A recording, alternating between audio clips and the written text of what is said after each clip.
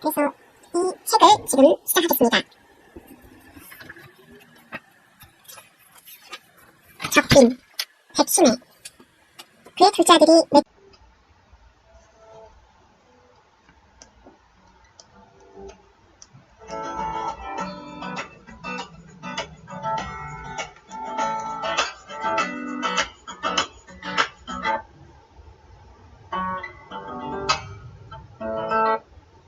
안녕하세요. 칼거리 푸른나무 TV입니다. 오늘 소개해드릴 작품은 백신혜 작가님의 적빈인데요. 이 백신혜 작가님은 1908년에 태어나시고 경북 영천에서 출생하셔서 대구사범학교를 졸업하시고 보통학교에서 영천공립보통학교, 영인공립보통학교에서 근무하시고 거의 20세쯤 되던 해에 조선일보의 단편 나의 어머니로 당선하신 후 꺼레이를 비롯한 적빈 10여 편의 작품을 발표하셨으나 1939년 32세로 일찍 돌아가셨습니다. 그래서 이 매촌댁 할머니의 그 정말 안타까운 가난한 삶이 나타난 그런 작품입니다. 그럼 소설을 읽기 시작하겠습니다. 적빈, 백신혜. 그의 둘째 아들이 매촌이란 산골로 장가를 간 후로는 그를 부를 때 누구든지 매촌댁 늙은이라고 부른다. 늙은이라는 꼭지에다가 매촌댁이라고 특히 댁자를 붙여 부르는 것은 은진송씨로서 송우암 선생의 후예라고 그 동리에서 제법 양반 행세하며처럼 해오던 집안이 늙은이의 친정으로 척당이 됨으로써의 부득이한 존칭이다. 그러나 지금에 와서는 존칭으로 댁자를 붙여준다고는 아무도 생각지 않는다. 모두들 매촌댁 늙은이 하면 을에 더럽고 불쌍하고 얄미운 거지보다 더 늙은이다 하고 멸시의 대명사로 여기는 것이었으므로 요즘에 와서 간혹 매촌내 늙은이라고 댁자를 내자로 툭 떨어뜨려 부르는 사람도 있었으나 늙은이 역시 을에 자기는 거지보다도 못한 사람이거니 하여 부르는 편이나 불리는 편이 피차 부자연함을 느끼지 않게 되었다. 그래도 몇 해 전까지는 이렇게 술술 매촌내 늙은이라고 내자로 불릴 그가 아니었다. 대수롭지 않은 말에도 행여나 자기의 근본이 멸시를 당하는 것이나 아닌가 하여 곧잘 성을 내려 대드는 것이었다. 그 어느 때만 하더라도 동네 면장의 아들놈이 온갖 잔말을 하던 끝이기는 하나 무슨 실없는 생각이 났음인지 심심풀이로서인지 갑자기 늙은이 이름이 뭔가요? 하는 뚱딴지 같은 말을 물었다. 그랬더니 늙은이는 잠깐 새침하여 보인 후 진작 늙은이가 이름이 있나? 하고 웃는 얼굴엔 위엄을 내듯 눈을 가물어뜨렸다. 왜 없어? 왜 없어? 똥떡이었어? 개똥이었어? 면장의 아들은 그까진 늙은이의 위엄쯤은 예사라는 듯이 지긋지긋하게도 파고 물었다. 늙은이는 젊은 놈이 늙은이의 이름을 묻는 것이 당돌하고 버릇없을 뿐 아니라 제 할머니는 옛날 술 장사를 하지 않았던가 하는 생각이 나며 아주 불쭉 분이 치받쳐 올랐다. 그래서 당장에 나도 예전에는 귀 잘한 사람이라나 우리 할아버지만 해도 술집 같은 데는 일평생 파티 들여놓는 법이 없었고 또 그리 문장이시라 우리 딸내들의 이름 하나하나 지으실 때도 다 육갑을 짚어서 유식하게 지었더라오.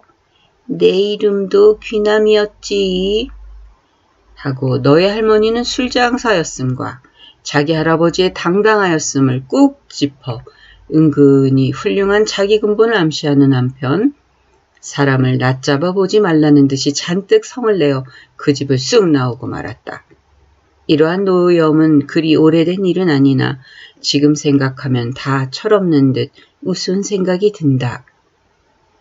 돈 없고 가난하면 지금 세상은 이런 것이라는 것만은 똑똑히 알고 있는 터이었다. 그리고 또 아무리 가난하고 불쌍한 처지라고 하더라도 늙은이가 아들이나 좀 분명한 것이 하나쯤만 있었으면 이처럼 남에게 서러운 대우는 받지 않을 것이었마는 단지 둘밖에 없는 아들이 모두 말이 아닌 처지였다.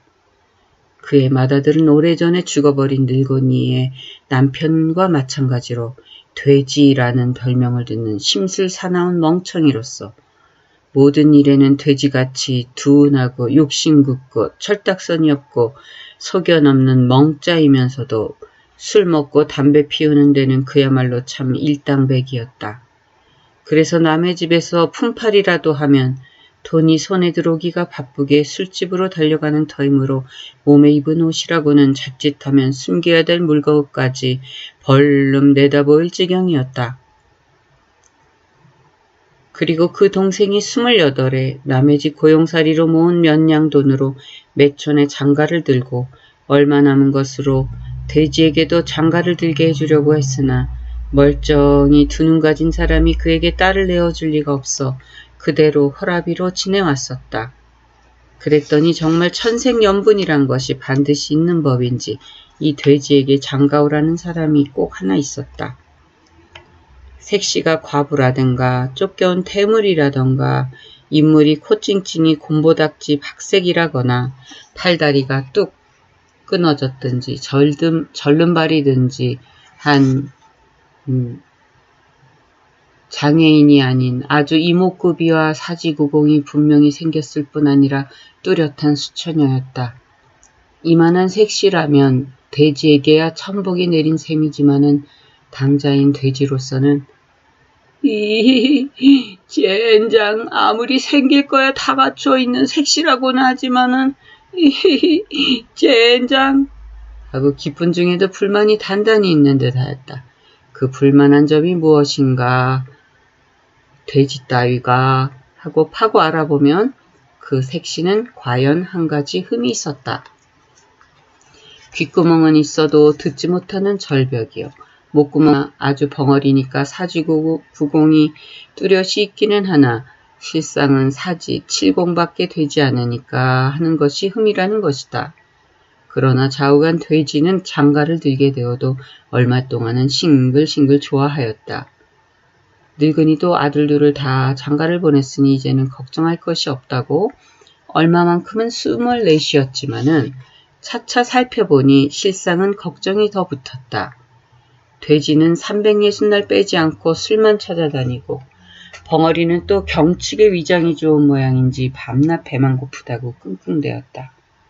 그리고 또 둘째 아들만 하더라도 남의 집에 고용살이로 있을 때는 그의 아내와 늙은이는 날만 새면 남의 집으로 돌아다니며 일해주고 밥 얻어먹고 무명 짜는 집에 가서는 배 메어주고 옷값 넣고 하여 고용살이에서 남긴 돈은 그대로 소복이 모아두게 되었었다. 모아둔다 치더라도 그까짓 1년에 10원 내외에 불과한 돈이지만은 늙은이는 천냥만냥같이 귀중히 여기고 든든하였다. 어서 몇십 원 모이면 남의 논이나 밭을 대지로 얻어서 제 농사를 지어보리라 하는 힘으로다가는 흙담집이나마 제 집이란 것을 가져보려고 집을 샀다. 나머지 돈으로는 대지를 하려고 동네 앞에 있는 김생원네 논 세마지기를 흥정하려고 하는 즈음에 어느 하룻밤에 꿈같이 홀딱 날려보내고 말았다. 원래 중심이 굳지 못한 데다가 돈 냄새를 맡고 둘러싼 동리 알부랑 노름꾼에게 속아넘어 제형 돼지를 닮아서 턱없이 욕심부리다가 단번에 날려보내버렸으니 아무리 곤두박질을 한들 소용이 없게 된 것이었다. 생각하면 기가 막혀 죽을 일이다. 15원짜리 집이라도 남의 집 고루 거각같이 여기고 좋아서 까불다가 발목까지 까무러친 늙은이요. 몇 년 동안이나 달디단 아름다운 꿈이었던 재농사 지어보려던 그 꿈이 허무하게 깨어지고 말다니. 옛적부터 기쁜 일이란 오래 계속되지 않는 법이라고는 하지만은 이렇게 맹랑한 일이 또 어디 있으리라고 늙은이와 매촌이 부부는 밤낮 이를 갈고 애꿎은 담뱃대만 두들겨 부러뜨려도 한 번 낚이운 그 돈이야 들어올 리가 만무하여 늙은이는 목을 놓고 울었다. 매촌이는 화를 참지 못하여 그 길로 바람이 들어 이제는 동리 알부랑 노름꾼의 한 사람이 되고 말았다. 이리하여 늙은이는 두 아들이 다 말 못하게 되어 1년 12달 남의 집으로 돌아다니며 일을 거들어주고 밥 얻어먹고 하는 신세가 되었고 매촌댁 늙은이가 매촌내 늙은이로 떨어지게 된 것이다. 그러므로 1년 12달 늙은이는 남의 솥에 익혀는 밥만 얻어먹고 사는 터이라 비록 일해주고 공으로 얻어먹는 것은 아니라 할지라도 남들은 공으로 먹는 것 같이 천대하는 것이었다. 돼지도 이미 샘차릴 나이가 된 지 오랫것만은 한결한 시로 술 한 잔이면 제목이라도 베어줄 작자라 남의 일도 죽도록 해주고 삭전은 받지 않고 술만 얻어먹고 돌아오고 벙어리는 또 제대로 밥이나 얻어먹고 말 뿐이므로 그들은 남의 집에 일 거들 것이 없는 판에는 곱다시 굶는 수밖에 없었다. 이런 중에 돼지에게는 또 한 가지 불행이 생겼다. 그것도 결국은 술까닭이다. 어느 날 술 생각이 간절한 돼지가 제 따위의 한계책을 생각해내어 아는 술집에 가서 술 한 잔만 주면 나무 한 짐 가져다 주겠다는 약속으로 먼저 술 한 잔을 얻어 마시고는 가져다 줄 나무는 본래 없는 터이라 나무배기를 엄금하는 사방공사 해놓은 산에 가서 남모르게 한 짐 잔뜩 베어지고 내려오다가 공사 감독에게 들키어 나무찜은 나무찜대로 다 빼앗기고 죽도록 얻어먹고 난 후 구류 살라는 대신 그 동네에서 쫓겨나게 되었다. 그래서 돼지는 하는 수 없이 동네에서 한껏 떨어진 들마을에 가서 남의 집 겹방살이로 들어갔다. 방세는 내지 않더라도 그 집에 바쁜 일은 거들어주겠다는 약속이었다. 그러나 당장에 입에 넣을 것이 없었으므로 벙어리를 두들기며 밥 얻어오라고 하는 것이었으나 벙어리는 이미 아이를 베어 당삭이 된 커다란 배를 가리키며 서럽다고 끙 하고 우는 것이었다. 그래도 돼지는 어떻게 해서 양식을 얻어올 궁리를 하지 않고 벙어리를 조르다가 지치면 늙은이가 무엇이나 가져오지 않나 하는 턱없는 꿈을 꾸며 뒹굴뒹굴 구르기만 하는 것이었다. 이따금 담배 생각이 나면 호박 잎사귀 마른 것을 대에다 넣어가지고 쥐새끼 소리를 내며 빨아대고 벙어리는 태아가 꿈틀거릴 때마다 몸서리를 치며 무서워했다. 빌어먹으련 겁은 왜 내요?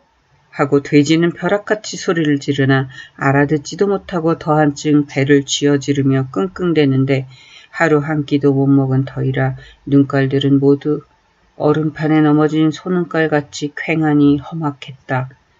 어느 날 밤에 늙은이는 큰 호랑이 2마리가 꿈에 보이더라고 하며 이튿날 아침에 매촌의 아내를 보고 꿈 이야기를 한 후 아마도 너희 둘이 모두 아들을 낳을 게다 하며 신기하다는 듯이 며느리 배를 바라보는 것이었다. 매촌의 아내도 벙어리와 함께 당사기였던 것이다. 한꺼번에 둘이 다 해산을 하면 이 일을 어쩔까. 작은 며느리는 그래도 해산 후에 먹을 것이나 준비해 두었지만은 벙어리는 어떻게. 늙은이는 혼자 중얼거리며 연방 채머리를 절레절레 흔드는 것이었다. 작은 며느리는 해산 후에 먹는다고 쌀 2대, 보리쌀 3대를 준비해 두었거니와 벙어리는 지금 당장에 굶고 있는 판이니 여간 기막히는 일이 아니다. 늙은이는 혼자 생각도 못하여 노란 것, 흰 것, 검은 것이 한데 섞인 몇 가락 안 되는 머리를 손가락으로 쓰다듬어 꽁저지르고 누덕누덕 걸어맨 적삼에다 걸레 같은 몽당 치마를 입고 빨리 집을 나섰다. 그는 그 길로 바로 단골로 다니며 일해주던 집들을 돌아다니며 사정 이야기를 하고 얼마라도 구워주면 그만큼 두고두고 일을 해주리라고 애언을 해보아도 한 집도 시원하게 대답해주지 않았다. 늙은이는 그런 것들을 자식이라고 걱정을 해? 제 입 추신도 못하면서 자식 만들 줄은 어떻게 알아? 하고 모두들 비웃고 핀잔 주고 놀려주려고 할 뿐이라 늙은이는 이지러지고 뿌리만 남은 몇 개 안 되는 이빨을 드러내며 히에 하고 고양이같이 웃어 보이는 수밖에 없었다. 웃으면 고라 배틀어진 우엉뿌리 같은 그 얼굴에 누비질한 것이 잘게 깊게 잡힌 주름살이 펴지며 온 얼굴이 한 줄로 밭골 지운 것 같이 보였다. 그러게야 말이지요. 자식이 몹쓸어서 그래도 붕어리가 불쌍해요. 하고는 다시 한번 힝 웃어 보이고는 돌아서 나오곤 하였다. 그래도 그는 행여나 하는 생각으로 또 한 집을 들렀다. 그는 남들의 참대함을 슬퍼할 줄도 몰랐고 낙심할 줄도 몰랐었다. 아이고 불쌍해. 아이는 하필 저런 데 가서 태이거든. 하며 그 집주인은 쉽사리 늙은이의 청을 들어주었다. 쌀 한 대, 보리쌀 2대, 명태 2마리, 미역 한쪽을 두말 없이 내어주는 것이었다. 밥 한 그릇에 온 전신이 녹도록 고맙게 생각하는 늙은이라 이렇게 과분한 적성에는 도리어 고마운 줄을 몰랐다. 그의 고마움을 느끼는 신경은 너무나 한도가 적었던 까닭이다. 그의 신경은 모조리 감격에 차고 이 많은 것을 주는 데 대한 감사를 일일이 다 느끼기에는 그의 신경이 모자랐다. 늙은이는 무표정한 얼빠진 듯한 얼굴로 채머리만 바쁘게 절레절레 흔들며 연방 콧물을 잡아 뜯듯이 닦았다. 그는 아무 고맙다는 인사도 하지 않고 여러 가지를 바구니 속에 넣어가지고 머리에 이었다. 그 집을 나와 한참 돼지 있는 마을을 향하여 걸어가다가 그는 힐끔 한번 뒤를 돌아보며 얼른 바구니에 명태 2마리를 끄집어내어 가슴속에 숨기었다. 벙어리야 주지 않아도 상관이 있나? 작은 며느리를 주어야지. 그는 명태는 작은 며느리를 주려는 것이다. 늙은이가 돼지 있는 방문 앞에 당도하여 품속에 감춘 명태 위를 한 번 더 여미고 앞서 풀어 끌어덮은 후 방문을 덜컥 열어젖히니 방 안에서는 더운 김과 퀴퀴한 냄새가 물씬 솟았다. 방 안에 혼자 누웠던 돼지가 부스스 일어나며 그건 뭐요? 하며 힐끔 누나를 치굴리며 쳐다보는 것이었다. 그 모양이 흡사 돼지 같아서 늙은이는 속으로 쓴웃음을 쳤다. 방안 모양도 돼지우리 같거니와 그의 느린 동작과 시뻘개진 2눈에 흘겨보는 상이 아무리 보아도 돼지다.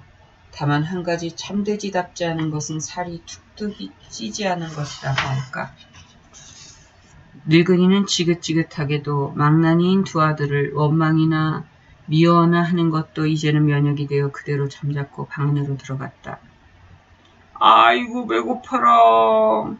입가장자리에 뽀얗게 침이 타붙은 것을 손등으로 슬쩍 닦으며 배고파 못 견디겠다는 듯이 재차 묻는 것이었다. 무엇이야? 아무것도 아니지. 대체 해산을 하면 뭐를 먹이려고 이러고만 있어. 늙은이는 목에 말라붙은 것 같은 작은 소리로 놓아지도 않고 말하였다.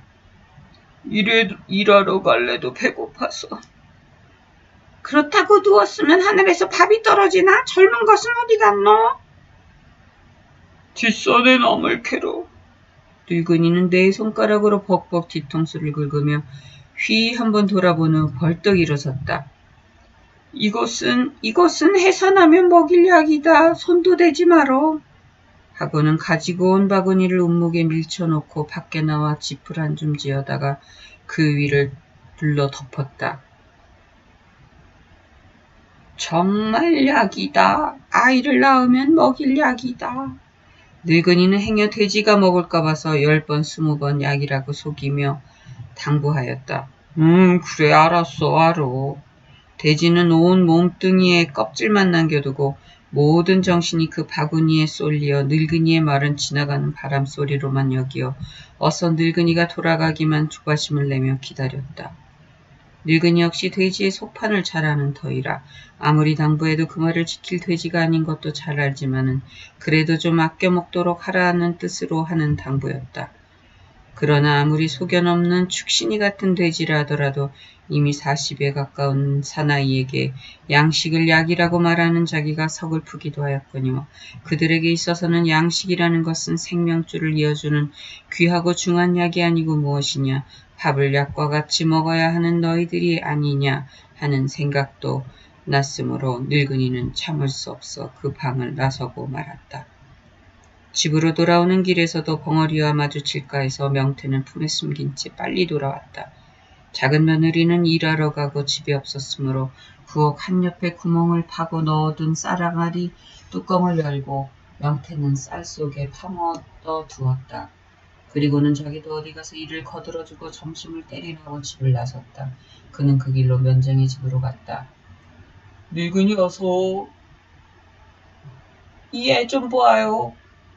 하며 면장의 마누라는 3살 먹은 계집애를 안고 마루에서 어쩔 줄 몰라 하는 판이다. 왜 좀 봅시다. 네 알겠나마는. 늙은이는 얼른 마루로 올라가 익숙한 솜씨로 어린애 이마와 가슴을 만져보았다. 지금까지 뜰에서 놀던 것이 갑자기 이 모양이구려. 어린아이는 눈을 뒤집어 쓰고 귀를 썼다.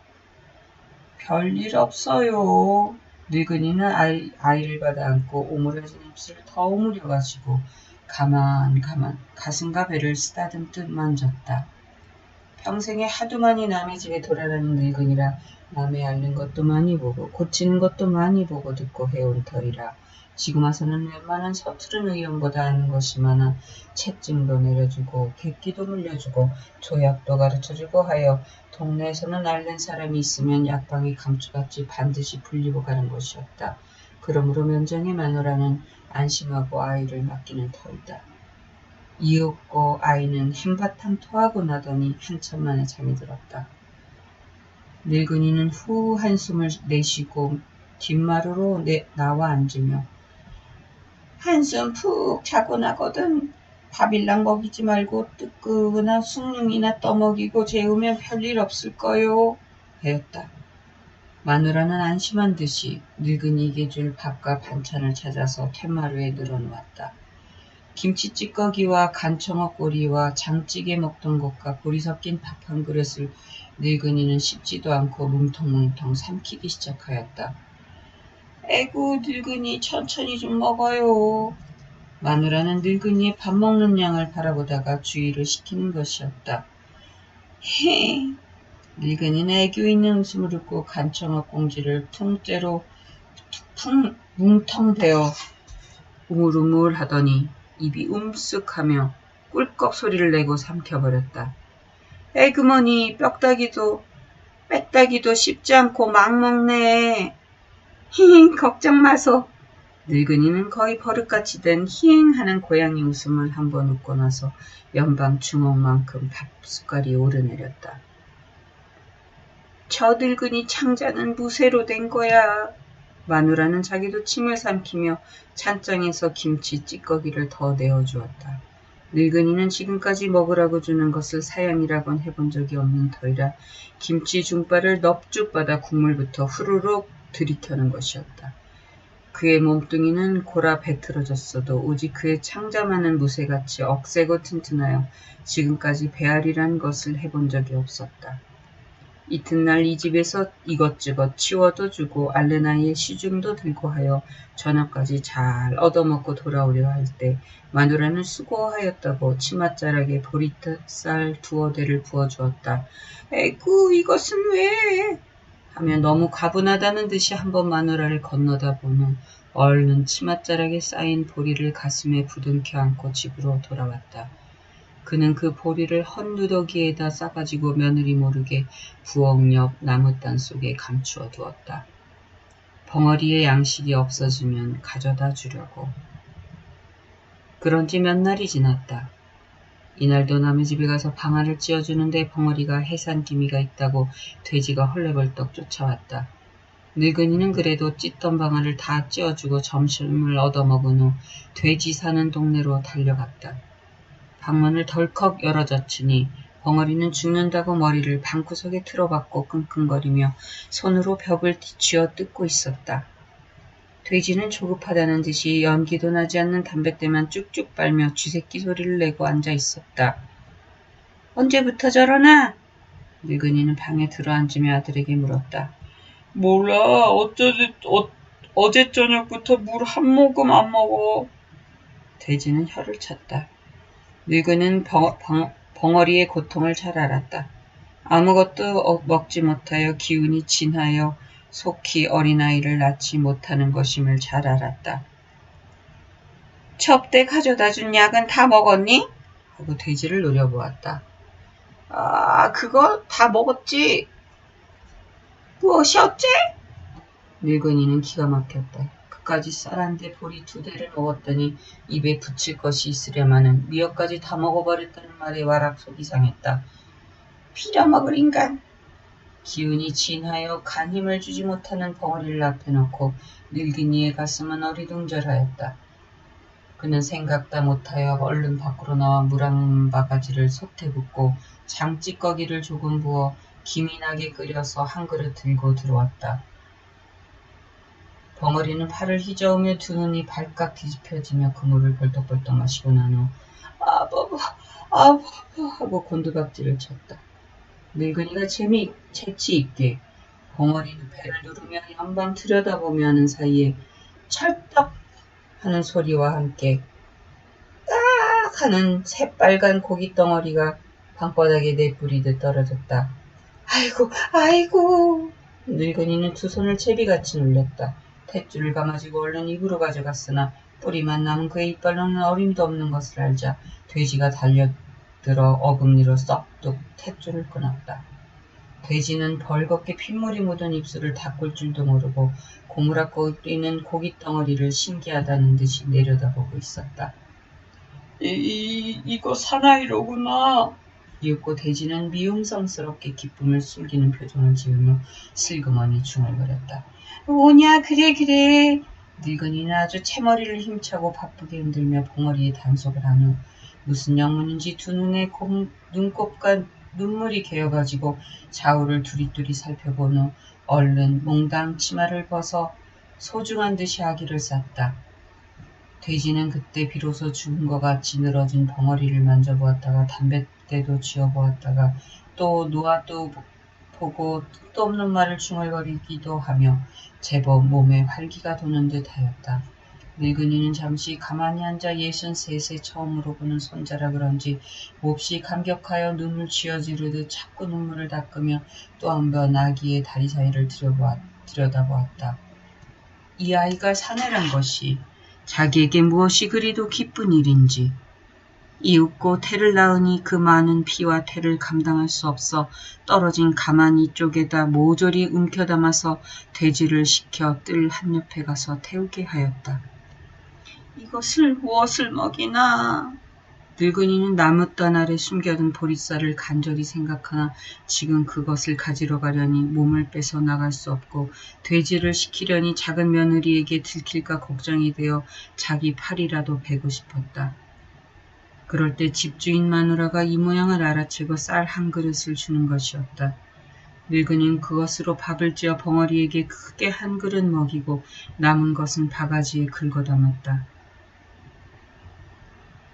그년 아기를 낳고 아프지도 않나 배. 밥이야 억세게 처먹는다. 나도 배고파 죽겠다 제 애기. 돼지는 태를 태우며 버럭 소리를 지르는 것이었다. 늙은이는 빌어먹을 놈 축신이같이 하며 바가지에 밥을 덜어서 돼지를 주고 자기는 손가락에 묻은 밥알만 뜯어먹었다. 이러는 중에 해는 저물었다. 늙은이는 남은 밥을 벙어리에게 먹여놓고 차마 어린 것을 싸놓은 치마를 벗기지 못하여 떨어진 속꽃바람으로 어둡기를 기다려 자기 집으로 보리쌀을 가지러 가는 것이었다. 작은 며느리가 알면 보리쌀은 네 것이요. 왜 숨겼다가 가져가요? 하고 마음을 상할까 하여 그는 쥐새끼처럼 소리 없이 가만가만히 자기 집으로 들어갔다. 매촌이는 또 노름방으로 갔는지 며느리 혼자서 가물거리는 호롱불을 켜고 옷끈을 풀어헤친 채 벼룩을 잡느라고 부시럭거리고 있었다. 늙은이는 자치기 없이 부엌으로 들어가 나무단 아래 손을 넣어 살그머니 보리쌀을 끓여내었다. 진작 도로 나오려다가 잠깐 머뭇거린 후 재주 있는 쓰리와 같이 손짓으로 쌀 항아리에 손을 넣었다. 전날에 쌀 속에 감추어 두었던 명태가 쌀 위에 쑥 빠져나와 있었다. 익혀 며느리가 포왔구나 하는 생각이 들자 그는 얼른 손을 빼어 보리쌀 꾸러미만 안고 번개같이 내달아 돼지에게 갖다 주었다. 이것으로 죽을 쑤어서 너는 조금씩만 먹고 애미만 많이 먹여라. 그 돼지에게 천만당부를 한 후 다시 되돌아가 자기 집으로 오는 것이었다. 텅 빈 뱃가죽은 등에 붓고 입안과 모가는 송진으로 붙인 듯 입맛을 다시려니 미어지는 것 같이 따가웠다. 저까지 보리두들을 가지고 몇 날을 지탱할까 하는 생각에 그의 두 다리는 가리가리 힘이 빠지고 돼지와 매촌이의 못난 것이 새삼스럽게 얄미웠다. 그래도 눈앞에는 오늘날 아기 두 다리 사이에 사나이란 또렷한 그 표적이 어린어릿 나타났다 사라지고 말았다. 그는 이윽고 걸어가는 사이에 몹시 뒤가 마려워서 잠깐 밭길을 멈추고 사방을 둘러본 후 속꽃을 헤치려다가 무엇에 놀란 듯 다시 재빠르게 사람은 통임으로 사는데 하는 것을 생각해내었던 것이다. 이제 집으로 돌아가는들 밥 한 술 남겨두었을 리가 없음에 반드시 내일 아침까지 굶고 자려는 처지이므로 똥을 누워버리면 당장에 앞으로 거꾸러지고 말 것 같았던 까닭이다. 그는 흘러내리는 옷을 연방 움켜잡아 올리며 코끼리 껍질 같은 몸뚱이를 벌름거리는 그대로 뒤가 마려운 것을 무시하려고 입을 꼭 다문 채 아물거리는 어두운 길을 줄다름 치는 것이었다.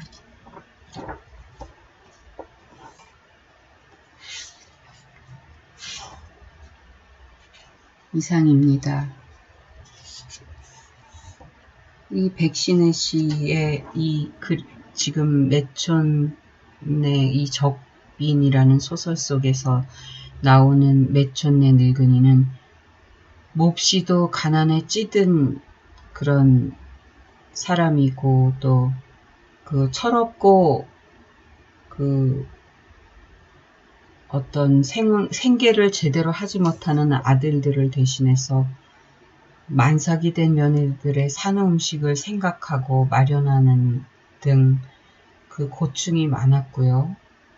또 그 한심한 큰며느리인 돼지의 벙어리 아내가 아이를 낳는 것을 받아주고 집으로 돌아오면서 허기질 배심을 생각해서 마려운 변도 애써 참는 그 심각한 가난을 보여주고 있습니다. 이것이 모두 다 그 일제시대이기 때문에 겪는 어려움이 아니었을까 생각해 봅니다. 오늘 나머지 하루도 좋은 시간 되시기를 바랍니다. 감사합니다.